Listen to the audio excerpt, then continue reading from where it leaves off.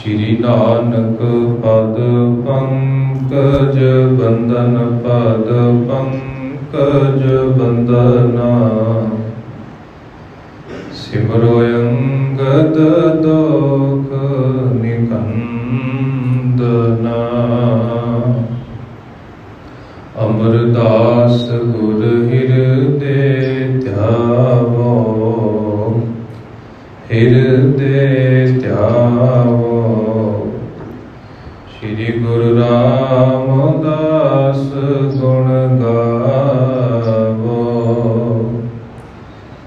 श्री अर्जन विघ्नन के नाशक विघ्नन के नाशक। हर गोविंद शुभ सुमत प्रकाशक। श्री हर राय नमो कर जोरी नमो कर जोरी। गुरु हर कृष्ण मनाए बहोरी। तेग बहादुर परम कृपाला जी परम कृपाला। श्री गुरु गोबिंद सिंह विसाला। तरों तरा पर पुन पुन सीसा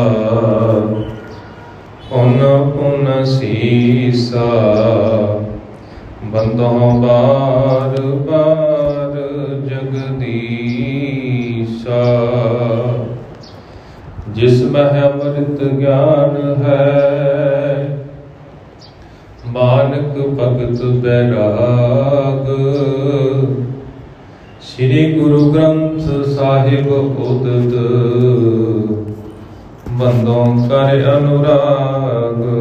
एक ओंकारा सतगुरु ते प्रसाद सत होए। वाहिगुरु जी की फतेह विघ्न विनाशन सोए। वाहिगुरु जी की फतेह विघ्न विनाशन सोए। दोहरा दोए दिवस रह कर नगर ले तनिया निज संग। क्रम क्रम पहुँचो सदन को मूला हुए उमंग। जुग जुग अटल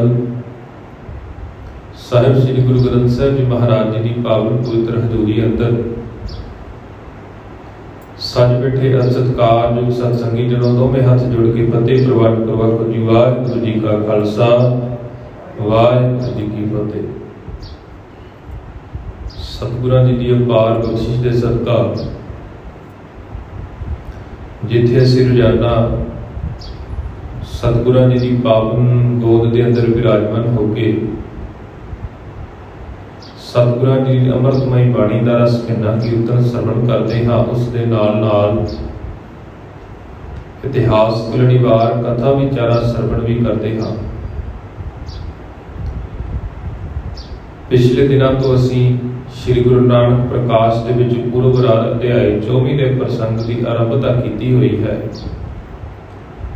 ते पिछले दीवाना दे विच असीं इत्थों तक प्रसंग श्रवण कर चुके हाँ कि धन गुरु नानक साहिब जी महाराज जिहड़े तलवंडी नगर दे विच अपनी पत्नी दे नाल पहुंचे हुए सन।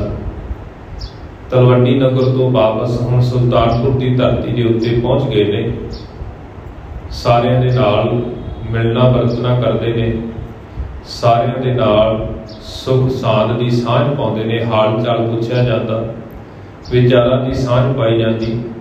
भाई बाला जी जिहड़े मोदी खाने का कामकार संभाल रहे सन धन गुरु नानक साहिब जी महाराज जी के पिछों, वो भी आके पातशाह जी नूं नमस्कार करते हैं ते आपस दे विच विचार चर्चा होती है।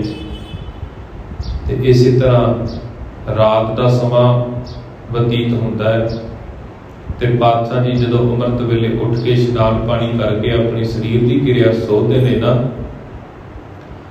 ਤਾਂ ਕਵੀ ਜੀ ਆਖਦੇ ਨੇ ਕਿ ਫਿਰ ਉਸ ਪ੍ਰਭੂ ਦੇ ਪ੍ਰਤੀ ਪਿਆਰ, ਸ਼ਰਧਾ ਭਾਵਨਾ ਦੇ ਨਾਲ ਲਿਵ ਜੋੜਦੇ ਨੇ ਪਾਤਸ਼ਾਹ ਜੀ।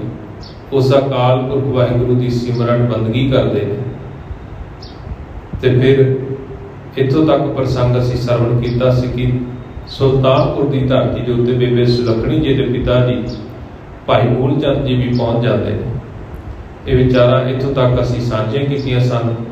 ਆਓ ਅਗਲੇ ਪ੍ਰਸੰਗ ਦੀ ਆਰੰਭਤਾ ਕਰਨ ਤੋਂ ਪਹਿਲਾਂ ਧੰਨ ਗੁਰੂ ਨਾਨਕ ਸਾਹਿਬ ਜੀ ਮਹਾਰਾਜ ਜੀ ਦੇ ਚਰਨਾਂ ਦੇ ਵਿੱਚ ਸੀਸ ਝੁਕਾਉਂਦਿਆਂ ਹੋਇਆਂ ਆਪਣੀ ਰਸਨਾ ਤੋਂ ਉਚਾਰਨ ਕਰੀਏ ਜੀ, ਧੰਨ ਧੰਨ ਸਾਹਿਬ ਸ੍ਰੀ ਗੁਰੂ ਨਾਨਕ ਸਾਹਿਬ ਜੀ ਮਹਾਰਾਜ, ਧੰਨ ਧੰਨ ਸਾਹਿਬ ਸ੍ਰੀ ਗੁਰੂ ਨਾਨਕ ਸਾਹਿਬ ਜੀ ਮਹਾਰਾਜ। ਦੋਹਰਾ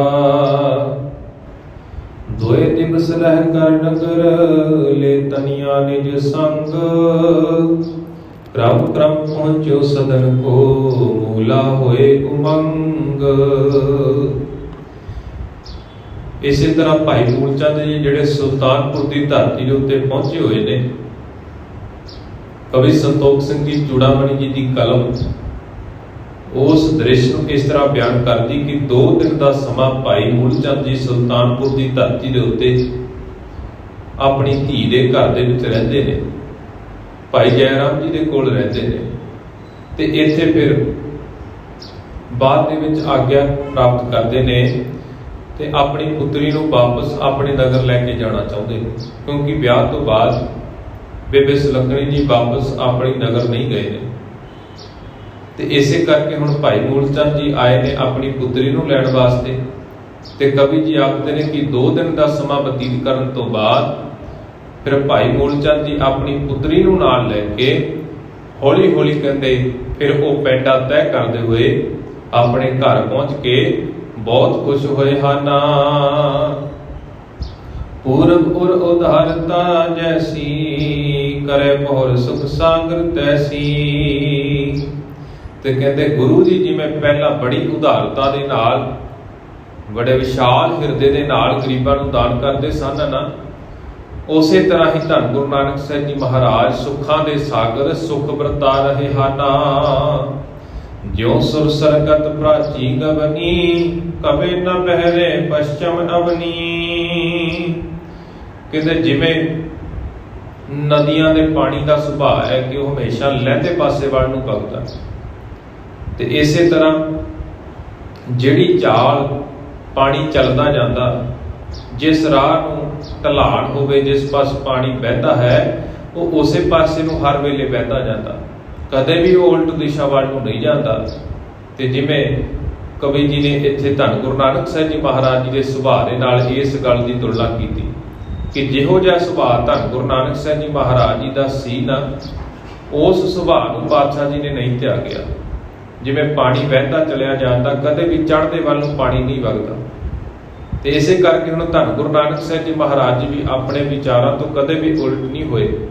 ਜੋ ਕੁਝ ਵੀ ਪਾਤਸ਼ਾਹ ਜੀ ਸ਼ੁਰੂ ਤੋਂ ਆਪਣੇ ਜੀਵਨ ਦੇ ਵਿੱਚ ਜਿਹੋ ਜਿਹਾ ਸੁਭਾਅ ਧਾਰਨ ਕੀਤਾ ਸੀ, ਉਸੇ ਸੁਭਾਅ ਦੇ ਅਨੁਸਾਰ ਹੁਣ ਪਾਤਸ਼ਾਹ ਜੀ ਇਸ ਸੁਲਤਾਨਪੁਰ ਦੀ ਧਰਤੀ ਦੇ ਉੱਤੇ ਆ ਕੇ ਫਿਰ ਤੋਂ ਕਾਰ ਵਿਹਾਰ ਕਰਦੇ ਕਰਦੇ ਨਾਲ ਅਨੇਕਾਂ ਤਰੀਕਿਆਂ ਦੇ ਨਾਲ ਪੁੰਨ ਦਾਨ ਕਰਦੇ ਹਨ।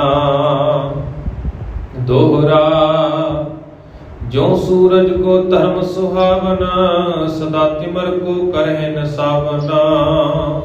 ਕਹਿੰਦੇ ਜਿਵੇਂ ਸੂਰਜ ਦਾ ਧਰਮ ਹੈ ਨਾ, ਜਿਵੇਂ ਸੂਰਜ ਦਾ ਕੰਮ ਹੈ ਕਿ ਉਹ ਹਨੇਰੇ ਨੂੰ ਦੂਰ ਕਰਦਾ ਹੈ, ਹਨੇਰੇ ਨੂੰ ਭਜਾਉਂਦਾ ਹੈ, ਤੇ ਇਸੇ ਤਰ੍ਹਾਂ ਉਹ ਆਪਣਾ ਧਰਮ ਨਿਭਾਉਂਦਾ ਹੈ।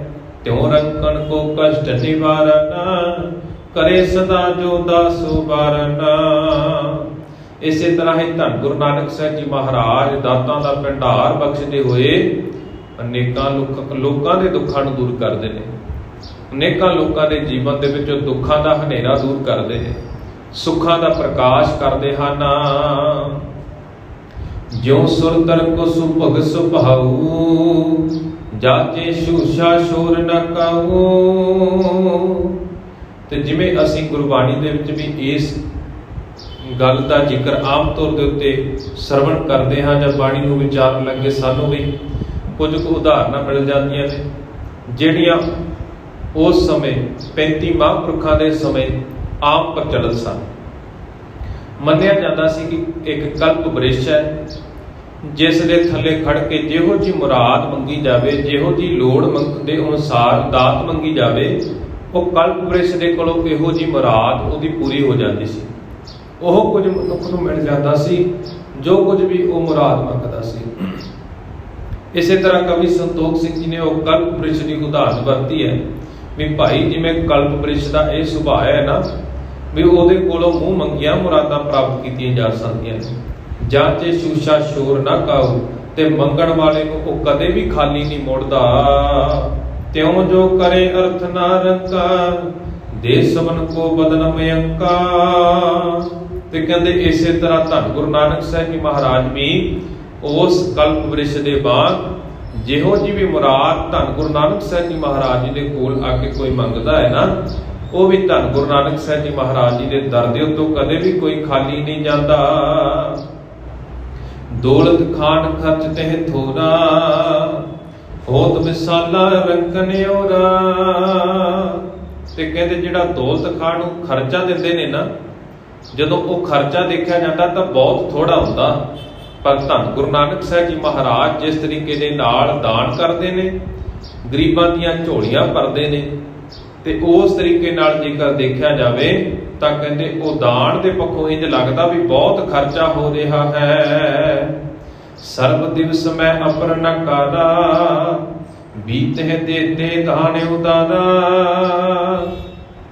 ਤੇ ਧੰਨ ਗੁਰੂ ਨਾਨਕ ਸਾਹਿਬ ਜੀ ਮਹਾਰਾਜ ਜੀ ਨੂੰ ਕਹਿੰਦੇ ਇਸ ਮੋਦੀਖਾਨੇ ਦੇ ਕੰਮ ਤੋਂ ਇਲਾਵਾ ਹੋਰ ਕੋਈ ਵੀ ਕੰਮ ਨਹੀਂ ਹੈਗਾ। ਉਹ ਸਾਰਾ ਦਿਨ ਮੋਦੀਖਾਨੇ ਦਾ ਕੰਮ ਕਾਜ ਸੰਭਾਲਦੇ ਨੇ, ਮੋਦੀਖਾਨਾ ਸੰਭਾਲਦੇ ਨੇ, ਤੇ ਸਾਰਾ ਦਿਨ ਹੀ ਉਹਨਾਂ ਦਾ ਦਾਨ ਦਿੰਦਿਆਂ ਹੀ ਲੰਘ ਜਾਂਦਾ ਹੈ। ਦੋਹਰਾ ਮਨੋ ਪੁਨ ਤਨ ਧਰ ਨਿਜ ਕੀਨੀ ਆਣ ਦੁਕਾਨ ਦਾਰਦ ਸ਼ੁਦਾ ਜੋ ਲਗਨਤਾ ਤਜ ਕੇ ਪੁਰ ਸੁਲਤਾਨ। ਤੇ ਕਹਿੰਦੇ ਧੰਨ ਗੁਰੂ ਨਾਨਕ ਸਾਹਿਬ ਜੀ ਮਹਾਰਾਜ ਜੀ ਦੇ ਉੱਤੇ ਕਿਸੇ ਨੇ ਕਿਸੇ ਵੀ ਤਰ੍ਹਾਂ ਦਾ ਹੁਕਮ ਨਹੀਂ ਥੋਪਿਆ ਸੀ। ਧੰਨ ਗੁਰੂ ਨਾਨਕ ਸਾਹਿਬ ਜੀ ਮਹਾਰਾਜ ਜੀ ਆਪਣੀ ਇੱਛਾ ਦੇ ਅਨੁਸਾਰ, ਆਪਣੇ ਮਨ ਕਰਕੇ, ਮਨ ਦੇ ਅਨੁਸਾਰ, ਆਪਣੀ ਇੱਛਾ ਦੇ ਅਨੁਸਾਰ ਸੁਲਤਾਨਪੁਰ ਨਗਰ ਦੇ ਵਿੱਚ ਆਏ ਸਨ ਤੇ ਆਪਣੀ ਇੱਛਾ ਦੇ ਅਨੁਸਾਰ ਹੀ ਸੁਲਤਾਨਪੁਰ ਦੀ ਧਰਤੀ ਦੇ ਉੱਤੇ ਮੋਦੀਖਾਨੇ ਦਾ ਕੰਮ ਕਾਜ ਆਰੰਭ ਕੀਤਾ ਸੀ। ਕਿਸੇ ਦੇ ਕਹਿਣ ਦੇ ਨਾਲ ਜਾਂ ਕਿਸੇ ਦੇ ਜ਼ੋਰ ਜਬਰਨ ਦੇ ਨਾਲ ਧੰਨ ਗੁਰੂ ਨਾਨਕ ਸਾਹਿਬ ਜੀ ਮਹਾਰਾਜ ਜੀ ਨੇ ਇਹ ਕੰਮ ਕਾਜ ਨਹੀਂ ਆਰੰਭ ਕੀਤਾ ਸੀ। ਆਪਣੀ ਖੁਸ਼ੀ ਦੇ ਲਈ, ਆਪਣੇ ਮਨ ਦੇ ਅਨੁਸਾਰ ਉਹਨਾਂ ਦਾ ਮਨ ਮੰਨਦਾ ਸੀ, ਇਸ ਕਰਕੇ ਮੋਦੀਖਾਨੇ ਦਾ ਕੰਮ ਕਾਰ ਆਰੰਭ ਕੀਤਾ ਸੀ। ਕਵੀ ਜੀ ਆਖਦੇ ਨੇ ਕਿ ਜਦੋਂ ਤੋਂ ਧੰਨ ਗੁਰੂ ਨਾਨਕ ਸਾਹਿਬ ਜੀ ਮਹਾਰਾਜ ਜੀ ਨੇ ਸੁਲਤਾਨਪੁਰ ਦੀ ਧਰਤੀ ਉੱਤੇ ਇਹ ਕੰਮ ਕਾਜ ਆਰੰਭ ਕੀਤਾ ਹੈ, ਮੋਦੀਖਾਨਾ ਚਲਾਉਣਾ ਸ਼ੁਰੂ ਕੀਤਾ ਹੈ, ਕਹਿੰਦੇ ਉਸ ਦਿਨ ਤੋਂ ਮਾਨੋ ਇੰਜ ਪ੍ਰਤੀਤ ਹੋ ਰਿਹਾ ਕਿ ਸੁਲਤਾਨਪੁਰ ਦੀ ਧਰਤੀ ਦੇ ਵਿੱਚੋਂ ਗਰੀਬੀ, ਦਲਿੱਦਰ ਤੇ ਨਗਨਤਾ ਜਿਹੜੀ ਹੈ ਉਹ ਦੂਰ ਚਲ ਗਈ ਹੋਵੇ। ਜਿਵੇਂ ਪਾਤਸ਼ਾਹ ਜੀ ਕਿਸੇ ਦੇ ਪੇਟ ਦੀ ਪੂਰਤੀ ਦੇ ਵਾਸਤੇ ਉਹਨੂੰ ਪਦਾਰਥ ਦਿੰਦੇ ਨੇ, ਇਸੇ ਤਰ੍ਹਾਂ ਅਨੇਕਾਂ ਦੇ ਤਨ ਨੂੰ ਢੱਕਣ ਦੇ ਵਾਸਤੇ ਕੱਪੜਾ ਵੀ ਦਿੱਤਾ ਹੈ। ਤੇ ਧੰਨ ਗੁਰੂ ਨਾਨਕ ਸਾਹਿਬ ਜੀ ਮਹਾਰਾਜ ਜੀ ਨੇ ਉਸ ਨਗਰ ਦੇ ਵਿੱਚ ਜਿਹੜੇ ਆਲਸੀ ਮਨੁੱਖ ਸਨ, ਜਿਹੜੇ ਕਿਰਤਕਾਰ ਕਰਨਾ ਇੱਕ ਸਜ਼ਾ ਸਮਝਦੇ ਸਨ, ਜਿਨ੍ਹਾਂ ਨੂੰ ਇਹ ਲੱਗਦਾ ਸੀ ਵੀ ਭਾਈ ਅਸੀਂ ਤਾਂ ਇੱਕ ਬੱਧਾ ਚੱਟੀ ਦੇ ਬਸ ਪੈ ਕੇ ਕੰਮਕਾਰ ਕਰ ਰਹੇ ਹਾਂ, ਧੰਨ ਗੁਰੂ ਨਾਨਕ ਸਾਹਿਬ ਜੀ ਮਹਾਰਾਜ ਜੀ ਨੇ ਵੀ ਉਹਨਾਂ ਨੂੰ ਵੀ ਕਿਰਤ ਕਰਨ ਦਾ ਅਸਲ ਉਪਦੇਸ਼ ਸਮਝਾਇਆ, ਉਹਨਾਂ ਨੂੰ ਵੀ ਅਸਲ ਧਰਮ ਦੀ ਪਰਿਭਾਸ਼ਾ ਸਮਝਾਉਣੀ ਕੀਤੀ ਹੈ। ਜਦੋਂ ਪਾਤਸ਼ਾਹ ਜੀ ਇਹ ਨਾਲ ਨਾਲ ਵਸਤੂਆਂ ਵੰਡਦੇ ਨੇ, ਤਨ ਦੇ ਵਾਸਤੇ ਕੱਪੜੇ ਵੰਡਦੇ ਨੇ, ਤੇ ਨਾਲ ਨਾਲ ਜਿਵੇਂ ਜਿਵੇਂ ਪਾਤਸ਼ਾਹ ਜੀ ਉਪਦੇਸ਼ ਸੰਗਤਾਂ ਨੂੰ ਦੇ ਰਹੇ ਨੇ ਨਾ, ਰੋਜ਼ਾਨਾ ਦਾ ਜੋ ਨਿਯਮ ਹੈ, ਸਤ ਸੰਗਤ ਵੀ ਹੋ ਰਹੀ ਹੈ, ਤੇ ਉਸ ਦੇ ਅਨੁਸਾਰ ਜਦੋਂ ਸਾਰਿਆਂ ਨੇ ਪਾਤਸ਼ਾਹ ਜੀ ਦੇ ਬਚਨਾਂ ਨੂੰ ਸਰਵਣ ਕੀਤਾ, ਉਹਨਾਂ ਬਚਨਾਂ ਦੇ ਉੱਤੇ ਚੱਲਣਾ ਸ਼ੁਰੂ ਕੀਤਾ ਨਾ, ਤਾਂ ਸਾਰੇ ਨਗਰ ਦੇ ਵਿੱਚ ਕਹਿੰਦੇ ਇੰਜ ਪ੍ਰਤੀਤ ਹੋ ਰਿਹਾ ਸੀ ਵੀ ਦੁੱਖਾਂ ਨੂੰ ਤਾਂ ਪਤਾ ਹੀ ਨਹੀਂ ਵੀ ਸੁਲਤਾਨਪੁਰ ਨਾਂ ਦਾ ਵੀ ਕੋਈ ਨਗਰ ਹੈ ਧਰਤੀ ਦੇ ਉੱਤੇ। ਕਿਸੇ ਦੇ ਵੀ ਘਰ ਦੇ ਵਿੱਚ ਕਿਸੇ ਤਰ੍ਹਾਂ ਦਾ ਦੁੱਖ ਕਲੇਸ਼ ਨਹੀਂ, ਸਾਰੇ ਪਾਸੇ ਹੀ ਸੁੱਖਾਂ ਦਾ ਪ੍ਰਕਾਸ਼ ਹੈ। ਹੁਣ ਜਦੋਂ ਮਨੁੱਖ ਆਪਣੀ ਜ਼ਿੰਦਗੀ ਦੇ ਵਿੱਚ ਨਾ ਆਪਣੀਆਂ ਜ਼ਿੰਮੇਵਾਰੀਆਂ ਨੂੰ ਬਖੂਬੀ ਨਿਭਾਵੇ, ਘਰ ਦੇ ਵਿੱਚ ਅਸੀਂ ਆਪਣੇ ਪਰਿਵਾਰਾਂ ਦੀ ਗੱਲ ਕਰ ਲਈਏ, ਪਤਾ ਵੀ ਭਾਈ ਜੇਕਰ ਮਾਂ ਹੈ ਤਾਂ ਮਾਂ ਨੇ ਆਪਣੇ ਬੱਚਿਆਂ ਨੂੰ ਚੰਗੇ ਤਰੀਕੇ ਦੇ ਨਾਲ ਉਹਨਾਂ ਦੀ ਪਰਵਰਿਸ਼ ਕਰਨੀ ਹੈ, ਬੱਚਿਆਂ ਨੂੰ, ਆਪਣੇ ਪਤੀ ਨੂੰ ਟਾਈਮ ਸਿਰ ਜੋ ਕੁਝ ਵੀ घर का नेम है उस दे अनुसार उन्होंने प्रशादा पानी तैयार करके देना, सारा कुछ घर का काम कार देखना है। इस तरह जेकर बच्चों को भी पता हो भी भाई साडे उत्ते माँ बाप भरोसा करते हैं, साडे उत्तों माँ बाप को बड़ियां उम्मीदां ने, बड़ा कुछ सोची बैठे ने, जेकर वो बच्चे भी उस भावना को समझ जान तो उस भावना को मुख रखते हुए अपनी पढ़ाई वाल ध्यान देन, फालतू के कामां कारां दे विच ध्यान देन तो संकोच करन, ते पति नूं भी ये होवे भी भाई जिथे मैं इस तरह अपने घर का गुजारा चलाना है ना, तो घर दे विच बच्चों की चंगे तरीके दे नाल परवरिश करनी, जेकर काम काज करांगा तां ही ये सारियां लोड़ां पूरीआं होणगीआं। जेकर इस तरह परिवार का हर एक जी अपनी अपनी जिम्मेवारी बखूबी दे नाल निभावे, विचारक तौर दे उत्ते मतभेद हो सकते हैं पर उन्होंने बैठ के उन्होंने मतभेदों को दूर किया जाए, परिवार दे विच बैठ के परिवार की सुख सांध पुछी जाए, परिवार के जियां दे नाल बैठ के हर पक्ष के उत्ते किसी ना किसी तरीके दे नाल कोई भी विचार है परिवार दे विच साझे किए जाण। जदों असीं इस तरीके दे नाल सिर जोड़ के परिवारां दे विच बैठांगे ना, अपने बच्चों की गल नूं सुनांगे, बच्चों नूं फिर गल समझावांगे, तो जेकर असीं इस तरीके दे नाल बच्चों की गल नूं पहलां आप सुनण दा यतन करांगे तो चेते रखना साडी कही हुई गल नूं भी बच्चे कदे भी मुड़नगे नहीं।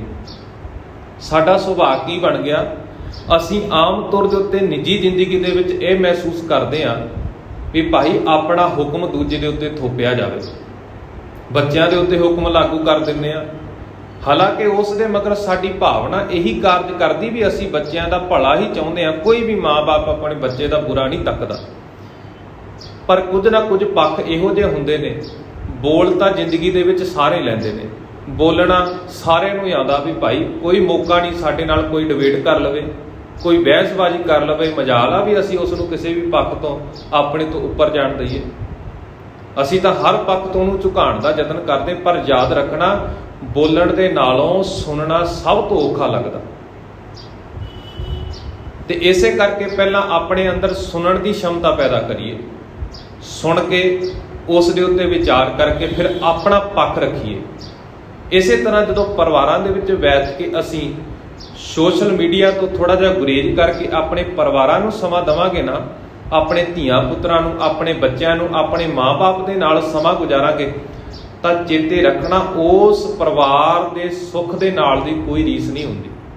अज दे समय दे विच ना जेकर गल करिए, किसी कोल धन बहुता हो सकदा, किसी कोल घट हो सकदा, पर मनुख दी जिंदगी दे विच सब तो कीमती चीज़ है समा।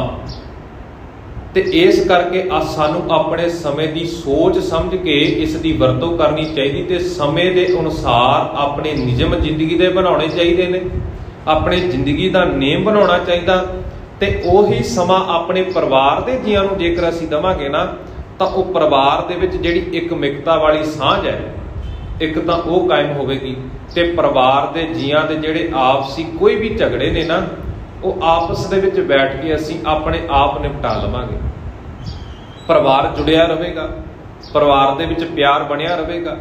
इस तरीके दे नाल जदों असीं अपने परिवारां दे विच विचर के अपनियां परिवार दीयां जिम्मेवारियां नूं समझांगे ना, हरेक जी अपनी जिम्मेवारी समझ के घर दे सारे कार्य करेगा, तां चेते रखना घरां दे विच कदे भी किसी भी तरीके का दुख कलेश नहीं आवेगा, परिवार दे विच हमेशा सुख ही बने रहणगे।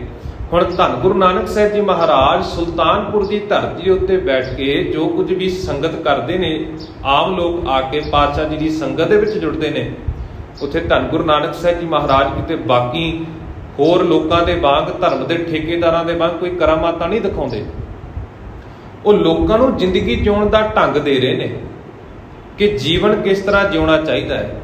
अपने काम नूं सजा ना समझो, अपने काम नूं ही पूजा समझो। जदों तुसीं अपने काम नूं पूजा समझ के करोगे ना, एक तां तुहाडा मन लगा रहेगा, ते तुसीं फिर इस पक्ष तो भी देखना भी तुहाडा काम करन नूं अपने आप दिल करेगा।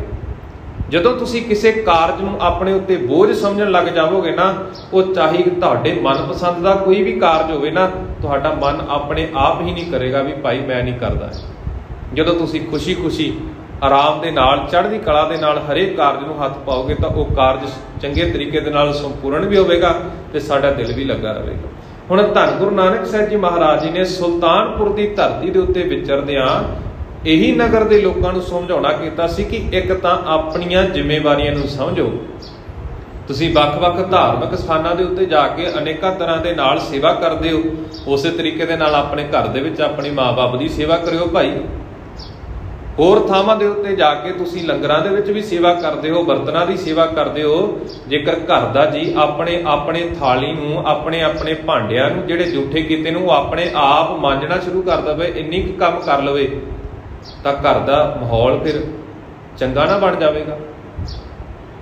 ਹਰੇਕ ਜੀ ਆਪਣੇ ਜੋੜਿਆਂ ਨੂੰ ਹਰੇਕ ਢੰਗ ਦੇ ਨਾਲ, ਸਹੀ ਤਰੀਕੇ ਦੇ ਨਾਲ ਆਪਣੀਆਂ ਵਸਤੂਆਂ ਨੂੰ ਹਰੇਕ ਥਾਂ ਦੇ ਉੱਤੇ ਰੱਖੇ ਤਾਂ ਘਰ ਦਾ ਮਾਹੌਲ ਆਪਣੇ ਆਪ ਤੇ ਕਿਸੇ ਨੂੰ ਟੋਕਣ ਦੀ ਵੀ ਜ਼ਰੂਰਤ ਨਹੀਂ ਪਵੇਗੀ। ਇਸੇ ਕਰਕੇ ਪਾਤਸ਼ਾਹ ਜੀ ਨੇ ਸਮਝਾਉਣਾ ਕੀਤਾ ਵੀ ਜਿਹੋ ਜਿਹਾ ਸੁਭਾਅ ਲੈ ਕੇ ਅਸੀਂ ਧਾਰਮਿਕ ਸਥਾਨਾਂ ਦੇ ਉੱਤੇ ਜਾ ਰਹੇ ਹਾਂ, ਉਹੋ ਜਿਹਾ ਸੁਭਾਅ ਆਪਣੇ ਘਰਾਂ ਦੇ ਵਿੱਚ ਵੀ ਲੈ ਕੇ ਆਈਏ। ਹੁਣ ਗੁਰੂ ਘਰਾਂ ਦੇ ਵਿੱਚ ਜਾ ਕੇ ਅਸੀਂ ਆਮ ਤੌਰ ਦੇ ਉੱਤੇ ਲੰਗਰਾਂ ਦੇ ਵਿੱਚ ਸੇਵਾ ਕਰਦੇ ਤਾਂ ਅਸੀਂ ਜਦੋਂ ਕੋਈ ਲੰਗਰ ਦੇ ਵਿੱਚ ਸਬਜ਼ੀ ਵਰਤਾਉਂਦੇ ਹਾਂ ਜਾਂ ਪ੍ਰਸ਼ਾਦਾ ਵਰਤਾਉਂਦੇ ਹਾਂ ਤਾਂ ਸਾਡੇ ਮੂੰਹੋਂ ਸਹਿਜ ਉਪਾਏ ਨਿਕਲ ਜਾਂਦਾ, ਭਾਈ ਪ੍ਰਸ਼ਾਦਾ ਵਾਹਿਗੁਰੂ ਜੀ, ਦਾਲ ਵਾਹਿਗੁਰੂ ਜੀ। ਪਰ ਘਰੇ ਆਪਣੇ ਝਾਤ ਮਾਰ ਕੇ ਦੇਖੀਏ, ਕਦੇ ਅਸੀਂ ਇਸ ਤਰ੍ਹਾਂ ਵਿਚਰਦੇ ਹਾਂ ਜਾਂ ਇਹ ਸੁਭਾਅ ਆਪਣੇ ਘਰਾਂ ਦੇ ਵਿੱਚ ਅਪਣਾਉਂਦੇ ਹਾਂ?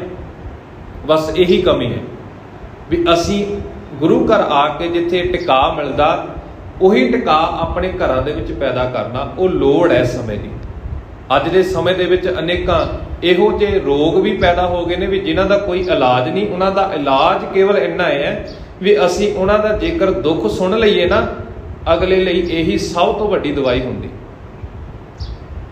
ਯਤਨ ਕਰੀਏ ਪਰਿਵਾਰਾਂ ਦੇ ਵਿੱਚ ਬੈਠ ਕੇ ਪਰਿਵਾਰ ਦੇ ਜੀਆਂ ਦੇ ਦੁੱਖ ਸੁੱਖ ਸੁਣੀਏ, ਵਿਚਾਰਾਂ ਕਰੀਏ, ਆਪਣੀਆਂ ਜ਼ਿੰਮੇਵਾਰੀਆਂ ਨੂੰ ਆਪ ਇਮਾਨਦਾਰੀ ਦੇ ਨਾਲ, ਬਖੂਬੀ ਦੇ ਨਾਲ ਨਿਭਾਈਏ, ਤਾਂ ਫਿਰ ਪਾਤਸ਼ਾਹ ਜੀ ਆਖਦੇ ਨੇ ਕਿ ਇਸੇ ਤਰ੍ਹਾਂ ਦਾ ਸਾਰਾ ਮਾਹੌਲ ਬਣ ਜਾਵੇਗਾ।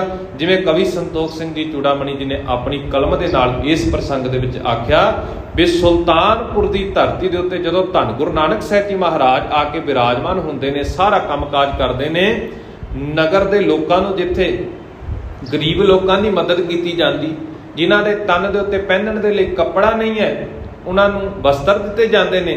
ਤੇ ਨਾਲ ਹੀ ਨਾਲ ਧੰਨ ਗੁਰੂ ਨਾਨਕ ਸਾਹਿਬ ਜੀ ਮਹਾਰਾਜ ਜੀ ਨੇ ਇਹ ਵੀ ਸਮਝਾਉਣਾ ਕੀਤਾ ਕਿ ਜਿਹੜੇ ਲੋਕਾਂ ਨੇ ਆਪਣੀ ਜ਼ਿੰਦਗੀ ਦੇ ਵਿੱਚ ਆਪਣੇ ਕੰਮਕਾਜ ਨੂੰ ਬੋਝ ਸਮਝਿਆ ਸੀ, ਉਹਨਾਂ ਨੂੰ ਅਸਲ ਧਰਮ ਦੀ ਪਰਿਭਾਸ਼ਾ ਸਮਝਾਈ ਵੀ ਭਾਈ ਤੁਹਾਡੀ ਜ਼ਿੰਦਗੀ ਦਾ ਇਹੀ ਧਰਮ ਹੈ ਵੀ ਤੁਸੀਂ ਆਪਣੀਆਂ ਜ਼ਿੰਮੇਵਾਰੀਆਂ ਨੂੰ ਬਾਖੂਬੀ ਦੇ ਨਾਲ ਨਿਭਾਉਣਾ।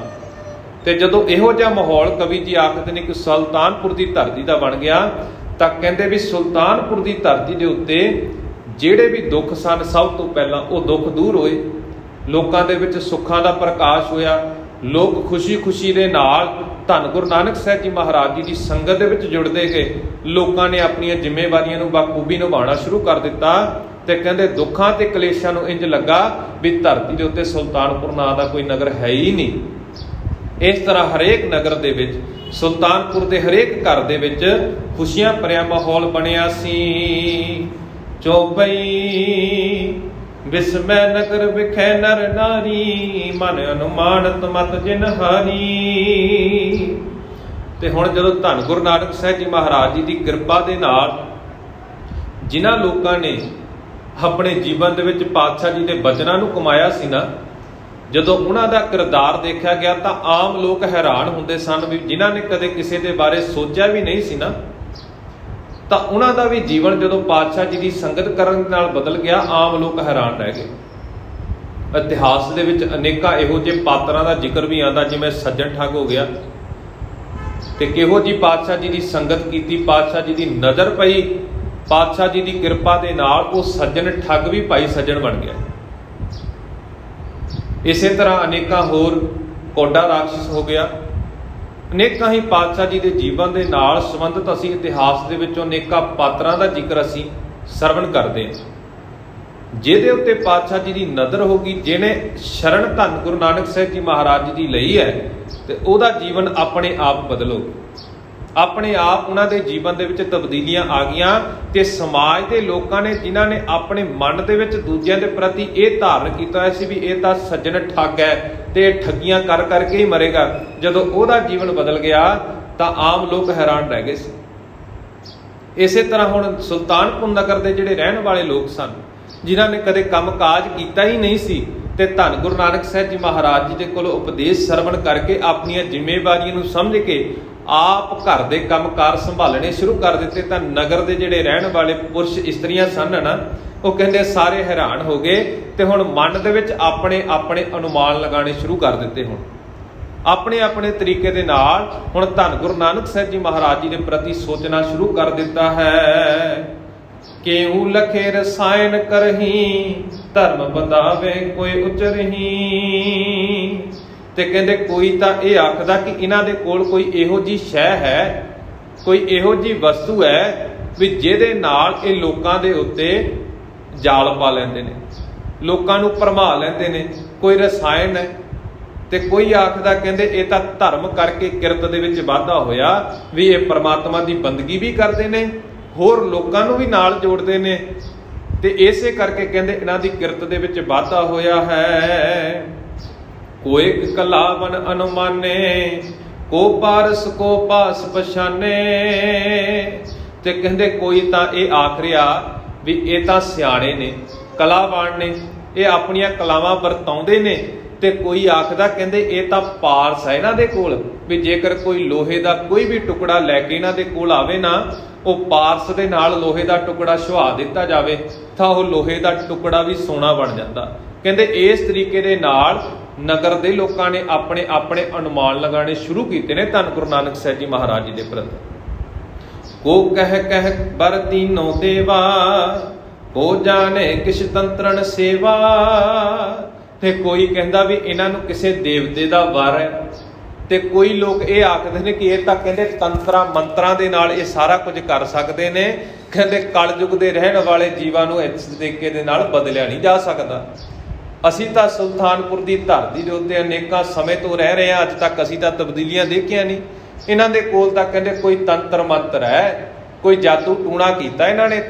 ਤਾਂ ਕਰਕੇ ਕਹਿੰਦੇ ਸੁਲਤਾਨਪੁਰ ਦੇ ਲੋਕ ਇੱਕ ਰਾਹ ਨੂੰ ਛੱਡ ਕੇ ਚੰਗੇ ਰਾਹ ਵੱਲ ਨੂੰ ਜਾ ਰਹੇ ਹਨ। ਭਾਖਤ ਕੋਏ ਭਗਤ ਇਹ ਪੂਰਾ ਸ੍ਰੀ ਹਰਿ ਕੋਸ਼ ਕਰੇ ਨਹਿਉਰਾ। ਤੇ ਕਹਿੰਦੇ ਕੋਈ ਤਾਂ ਆਖਦੇ ਕਹਿੰਦੇ ਇਹ ਤਾਂ ਉਹ ਪ੍ਰਭੂ ਦਾ ਪੂਰਾ ਭਗਤ ਹੈ, ਤੇ ਕਹਿੰਦੇ ਪ੍ਰਭੂ ਆਪ ਹੀ ਇਹਨਾਂ ਦੇ ਉੱਤੇ ਕਿਰਪਾ ਕਰਦਾ। ਤੇ ਇਸ ਕਰਕੇ ਕਹਿੰਦੇ ਜਿਹੜਾ ਇਹ ਧਨ ਵਰਤਾ ਰਹੇ ਨੇ ਨਾ, ਇਸ ਧਨ ਦੇ ਵਿੱਚ ਕਦੇ ਤੋਟ ਨਹੀਂ ਆ ਰਹੀ। ਇਸੇ ਕਰਕੇ ਇਹਨਾਂ ਦੇ ਇਹ ਖਜ਼ਾਨੇ ਜਿਹੜੇ ਨੇ ਕਦੇ ਵੀ ਘਟਦੇ ਨਹੀਂ ਹਨ। ਕੋਈ ਕਹੈ ਨਿਤ ਸਿੱਧ ਇਨ ਪਾਸੂ ਦੇਤ ਦਾਨ ਦੀਨਨ ਕੋ ਆਸੂ। ਤੇ ਕੋਈ ਆਖਦਾ ਕਹਿੰਦੇ ਇਹਨਾਂ ਦੇ ਕੋਲ ਰਿੱਧੀਆਂ ਸਿੱਧੀਆਂ ਦਾ ਖਜ਼ਾਨਾ ਹੈ, ਤੇ ਕਹਿੰਦੇ ਇਸ ਕਰਕੇ ਗਰੀਬਾਂ ਨੂੰ ਖੁੱਲੇ ਦਿਲ ਦੇ ਨਾਲ ਦਾਨ ਦੇ ਰਹੇ ਨੇ, ਤੇ ਬਾਅਦ ਦੇ ਵਿੱਚ ਆਪਣੀਆਂ ਰਿੱਧੀਆਂ ਸਿੱਧੀਆਂ ਵਰਤਾ ਕੇ ਉਹ ਆਪਣੇ ਧਨ ਦੀ ਪੂਰਤੀ ਕਰ ਲੈਂਦੇ ਹਨ। ਜਿਨ ਪਰ ਕਰੁਣਾ ਦ੍ਰਿਸ਼ਟ ਨਿਹਾਰੀ ਰਿਦੇ ਅਵਿਦਿਆ ਦੂਰ ਬਿਦਾਰੀ। ਪਰ ਕਹਿੰਦੇ ਜਿਨ੍ਹਾਂ ਵੱਲ ਧੰਨ ਗੁਰੂ ਨਾਨਕ ਸਾਹਿਬ ਜੀ ਮਹਾਰਾਜ ਪਿਆਰ ਦੀ ਨਜ਼ਰ ਦੇ ਨਾਲ ਤੱਕ ਲੈਂਦੇ ਨੇ ਨਾ, ਪਿਆਰ ਦੇ ਨਾਲ ਤੱਕ ਲੈਂਦੇ ਨੇ, ਕਹਿੰਦੇ ਜਿਹੜੇ ਮੂਰਖ ਬਿਰਤੀ ਵਾਲੇ ਮਨੁੱਖ ਨੇ ਨਾ, ਉਹਨਾਂ ਦੀ ਵੀ ਮੂਰਖਤਾ ਦੂਰ ਹੋ ਜਾਂਦੀ ਹੈ। ਸੋ ਜਾਣੇ ਪਰਮੇਸ਼ਰ ਆਪੂ ਧਾਰੇ ਅਵਤਾਰ ਕਰੇ ਦੁਖ ਪਾਪੂ। ਤੇ ਜਿਹੜੇ ਲੋਕ ਕਹਿੰਦੇ ਵੱਖ-ਵੱਖ ਤਰੀਕਿਆਂ ਦੇ ਨਾਲ ਹੁਣ ਧੰਨ ਗੁਰੂ ਨਾਨਕ ਸਾਹਿਬ ਜੀ ਮਹਾਰਾਜ ਜੀ ਦੇ ਪ੍ਰਤੀ ਅਨੁਮਾਨ ਲਗਾ ਰਹੇ ਸਨ ਨਾ, ਤੇ ਜਦੋਂ ਫਿਰ ਪਾਤਸ਼ਾਹ ਜੀ ਦੀ ਨਜ਼ਰ ਹੋ ਜਾਂਦੀ, ਜਦੋਂ ਫਿਰ ਲੋਕਾਂ ਨੂੰ ਸਮਝ ਆ ਜਾਂਦੀ, ਗਿਆਨ ਮਿਲ ਜਾਂਦਾ, ਕਹਿੰਦੇ ਉਹਨਾਂ ਦੀ ਬਿਰਤੀ ਵੀ ਚੇਂਜ ਹੋ ਜਾਂਦੀ, ਉਹਨਾਂ ਦਾ ਸੋਚਣ ਦਾ ਤਰੀਕਾ ਵੀ ਬਦਲ ਜਾਂਦਾ, ਨਜ਼ਰੀਆ ਬਦਲ ਜਾਂਦਾ। ਤੇ ਫਿਰ ਉਹੀ ਲੋਕ ਜਿਹੜੇ ਕਦੇ ਨਾ ਕਿਤੇ ਸ਼ੰਕਿਆਂ ਦੇ ਵਿੱਚ ਪਏ ਹੋਏ ਸਨ, ਕੋਈ ਆਖਦਾ ਸੀ ਕਿ ਦੇਵਤਿਆਂ ਦਾ ਵਰ ਹੈ, ਕੋਈ ਆਖਦਾ ਤੰਤਰ ਮੰਤਰ ਕਰਦੇ ਨੇ, ਕੋਈ ਆਖਦਾ ਇਹਨਾਂ ਦੇ ਕੋਲ ਰਿੱਧੀਆਂ ਸਿੱਧੀਆਂ ਦੇ ਖਜ਼ਾਨੇ ਨੇ, ਤੇ ਫਿਰ ਉਹੀ ਲੋਕ ਧੰਨ ਗੁਰੂ ਨਾਨਕ ਸਾਹਿਬ ਜੀ ਮਹਾਰਾਜ ਜੀ ਦੇ ਪ੍ਰਤੀ ਇਹ ਵਿਚਾਰਾਂ ਰੱਖਦੇ ਨੇ ਵੀ ਇਹ ਤਾਂ ਆਪ ਅਕਾਲ ਪੁਰਖ ਦਾ ਰੂਪ ਇਸ ਧਰਤੀ ਦੇ ਉੱਤੇ ਆਇਆ ਹੈ, ਆਪ ਅਕਾਲ ਪੁਰਖ ਨੇ ਅਵਤਾਰ ਧਾਰਨ ਕੀਤਾ ਇਹਨਾਂ ਲੋਕਾਂ ਦੇ ਦੁੱਖਾਂ ਨੂੰ ਦੂਰ ਕਰਨ ਦੇ ਵਾਸਤੇ। ਜੋ ਸ਼ਰਧਾ ਧਰ ਦਰਸ਼ਨ ਕਰਹੀ ਮੋਹ ਜਨਤ ਸੰਸੈ ਸਭ ਹਰਹੀ। ਕਹਿੰਦੇ ਜੋ ਵੀ ਸ਼ਰਧਾ ਧਾਰ ਕੇ ਧੰਨ ਗੁਰੂ ਨਾਨਕ ਸਾਹਿਬ ਜੀ ਮਹਾਰਾਜ ਜੀ ਦੇ ਦਰਸ਼ਨਾਂ ਦੇ ਲਈ ਆਉਂਦਾ ਹੈ ਨਾ, ਜੋ ਵੀ ਧੰਨ ਗੁਰੂ ਨਾਨਕ ਸਾਹਿਬ ਜੀ ਮਹਾਰਾਜ ਜੀ ਦੀ ਸ਼ਰਨ ਦੇ ਵਿੱਚ ਚੱਲ ਕੇ ਆਉਂਦਾ, ਜਿੰਨੇ ਵੀ ਉਸ ਦੇ ਮਨ ਦੇ ਸ਼ੰਕੇ ਨੇ, ਜਿੰਨੇ ਵੀ ਮਨ ਦੇ ਵਿੱਚ ਭਰਮ ਭੁਲੇਖੇ ਪਾਏ ਗਏ ਨੇ, ਉਹ ਸਾਰੇ ਦੇ ਸਾਰੇ ਡਰ ਸ਼ੰਕੇ ਦੂਰ ਹੋ ਜਾਂਦੇ ਹਨ। ਜੇ ਕੋ ਸੀਖ ਆਣ ਕਰ ਲਈ ਬਚਨ ਸੁਣਤ ਭ੍ਰਮ ਕੋ ਤਜ ਦੇਈ। ਕਹਿੰਦੇ ਜਿਹੜੇ ਵੀ ਸ਼ਰਧਾ ਦੇ ਨਾਲ ਆ ਕੇ ਧੰਨ ਗੁਰੂ ਨਾਨਕ ਸਾਹਿਬ ਜੀ ਮਹਾਰਾਜ ਜੀ ਦੀ ਸਿੱਖਿਆ ਧਾਰਨ ਕਰਦੇ ਨੇ, ਉਹਨਾਂ ਦੇ ਬਚਨ ਸੁਣਦੇ ਨੇ ਤੇ ਉਹਨਾਂ ਦੇ ਸਾਰੇ ਭਰਮ ਭੁਲੇਖੇ ਆਪਣੇ ਆਪ ਦੂਰ ਹੋ ਜਾਂਦੇ ਹਨ। ਅਸ ਪ੍ਰਕਾਰ ਬੀਤਾ ਇੱਕ ਮਾਸਾ, ਜਾਚਕ ਮੋਰੇ ਕੋ ਨਾ ਨਿਰਾਸਾ। ਇਸ ਪ੍ਰਕਾਰ ਕਹਿੰਦੇ ਹੁਣ ਵਾਪਸ ਵਿਆਹ ਤੋਂ ਬਾਅਦ ਜਦੋਂ ਤਲਵੰਡੀ ਤੋਂ ਸੁਲਤਾਨਪੁਰ ਪਹੁੰਚੇ ਨੇ ਨਾ, ਇਸ ਤਰੀਕੇ ਦੇ ਨਾਲ 1 ਮਹੀਨੇ ਦਾ ਸਮਾਂ ਬੀਤ ਜਾਂਦਾ ਹੈ ਤੇ ਕਿਸੇ ਵੀ ਮੰਗਤੇ ਨੂੰ ਧੰਨ ਗੁਰੂ ਨਾਨਕ ਸਾਹਿਬ ਜੀ ਮਹਾਰਾਜ ਜੀ ਨੇ ਨਿਰਾਸ਼ ਕਰਕੇ ਨਹੀਂ ਤੋਰਿਆ। ਹਿਰਦੇ ਨਾਨਕੀ ਕੀਨ ਵਿਚਾਰਾ, ਪ੍ਰਾਂਤ ਪਾਰ ਜਾ ਆਏ ਅਗਾਨਾ। ਹੁਣ ਇੱਕ ਦਿਨ ਕਹਿੰਦੇ ਬੇਬੇ ਨਾਨਕੀ ਜੀ ਨੇ ਆਪਣੇ ਮਨ ਦੇ ਵਿੱਚ ਵਿਚਾਰ ਕੀਤੀ ਹੈ ਵੀ ਆਪਣੀ ਭਰਜਾਈ ਨੂੰ ਵਾਪਸ ਸੁਲਤਾਨਪੁਰ ਦੀ ਧਰਤੀ ਦੇ ਉੱਤੇ ਬੁਲਾਇਆ ਜਾਵੇ। ਪ੍ਰਸੰਗ ਦੀ ਆਰੰਭਤਾ ਇਸ ਬੰਦ ਤੋਂ ਕੀਤੀ ਸੀ ਕਿ ਭਾਈ ਮੂਲ ਚੰਦ ਜੀ ਆਪਣੀ ਪੁੱਤਰੀ ਨੂੰ, ਬੇਬੇ ਸੁਲੱਖਣੀ ਜੀ ਨੂੰ ਆਪਣੇ ਘਰ ਲੈ ਕੇ ਜਾ ਰਹੇ ਨੇ। 1 ਮਹੀਨੇ ਦਾ ਸਮਾਂ ਬੀਤ ਗਿਆ ਤੇ ਹੁਣ ਬੇਬੇ ਨਾਨਕੀ ਜੀ ਮਨ ਦੇ ਵਿੱਚ ਵਿਚਾਰ ਕਰਦੇ ਨੇ ਕਿ ਆਪਣੇ ਭਰਾ ਦੀ ਪਤਨੀ ਨੂੰ ਤੇ ਇਸ ਨਗਰ ਦੇ ਵਿੱਚ ਵਾਪਸ ਬੁਲਾਇਆ ਜਾਵੇ। ਕੀ ਵਿਚਾਰਾਂ ਬੇਬੇ ਨਾਨਕੀ ਜੀ ਹੋਰ ਅੱਗੇ ਕਰਦੇ ਨੇ, ਭਾਈ ਜੈ ਰਾਮ ਜੀ ਦੇ ਨਾਲ ਕੀ ਵਿਚਾਰ ਚਰਚਾ ਹੁੰਦੀ, ਕਿਸ ਤਰ੍ਹਾਂ ਬੇਬੇ ਸੁਲੱਖਣੀ ਜੀ ਨੂੰ ਵਾਪਸ ਸੁਲਤਾਨਪੁਰ ਦੀ ਧਰਤੀ ਉੱਤੇ ਲੈ ਕੇ ਆਂਦਾ ਜਾਂਦਾ, ਉਸ ਦੇ ਬਾਬਤ ਅਸੀਂ ਅਗਲੇ ਦੀਵਾਨਾਂ ਦੇ ਵਿੱਚ ਵਿਚਾਰ ਸਰਵਣ ਕਰਾਂਗੇ। ਵਿਚਾਰਾਂ ਕਰਦਿਆਂ ਭੁੱਲਾਂ ਚੁੱਕਾਂ ਹੋ ਜਾਣੀਆਂ ਸੁਭਾਵਿਕ ਨੇ। ਗੁਰੂ ਅਤੇ ਗੁਰੂ ਦੀ ਸੰਗਤ ਬਖਸ਼ਣਯੋਗ ਹੈ। ਬਖਸ਼ਦੇ ਹੋਏ ਫਤਿਹ ਪ੍ਰਵਾਨ ਕਰੋ। ਆਖੋ ਜੀ ਵਾਹਿਗੁਰੂ ਜੀ ਕਾ ਖਾਲਸਾ, ਵਾਹਿਗੁਰੂ ਜੀ ਕੀ ਫਤਿਹ।